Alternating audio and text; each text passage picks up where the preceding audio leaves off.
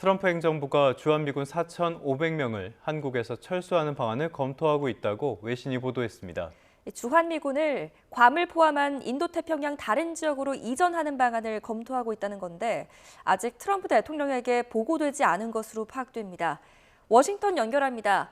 홍상희 특파원, 미국이 주한미군 철수를 검토하고 있다 이런 소식이 전해졌는데 미국 정부의 공식적인 입장입니까?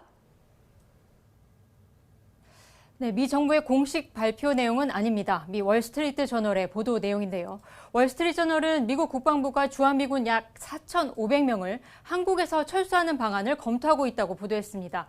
전체 28,500명 주한미군의 약 16%에 달하는 규모입니다.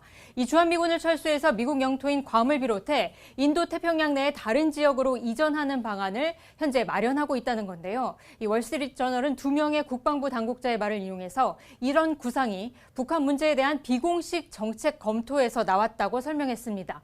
그러니까 아직 트럼프 대통령에게 보고된 것은 아니고 고위 관리들이 논의하고 있는 여러 아이디어 가운데 하나라고 덧붙였습니다.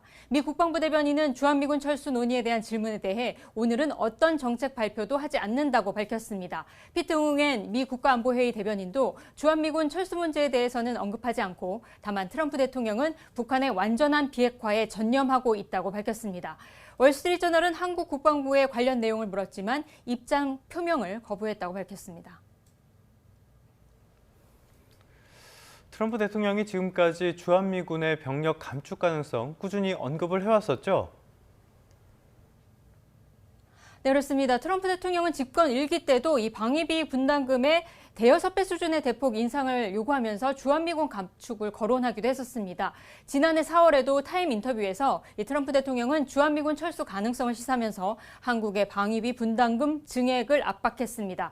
취임 이후 집권 2기 첫 의회 연설에서도 미국은 군사적으로 한국에 현재 많은 도움을 주고 있는데 한국의 평균 관세가 미국의 관세보다 4배 높다며 이 사실과 다른 비판을 하기도 했습니다. 그러면서 방위비 조정 가능성을 시사하기도 했는데요. 지난달에도 관련 반응이 있었습니다. 트럼프 대통령의 말을 들어보시겠습니다. I mean, it depends. We pay for military over in Europe. You know, we don't get reimbursed by much. South Korea too. 네, 하지만 지난달 10일 하원 청문회에 출석한 인도태평양 사령관과 주한미군 사령관은 주한미군 감축에 반대한다는 입장을 분명히 했습니다. 주한미군이 감축돼서 동북아에서 분쟁이 일어나면 중국과 러시아까지 끌어들일 수도 있다는 겁니다. 당시 발언을 들어보시겠습니다. With the loss of the force on the Korean Peninsula, there's a higher probability that he would invade. To reduce the force becomes problematic is the potential to impose cost in the East Sea to Russia, the potential to impose cost in the West Sea to China. 네, 월스트리트 저널은 트럼프 행정부가 주한미군 철수를 고려할 경우 미군과 긴밀하게 공조하는 한국과 일본, 필리핀 등 인도태평양 국가들을 불안하게 만들 것이라고 분석했습니다.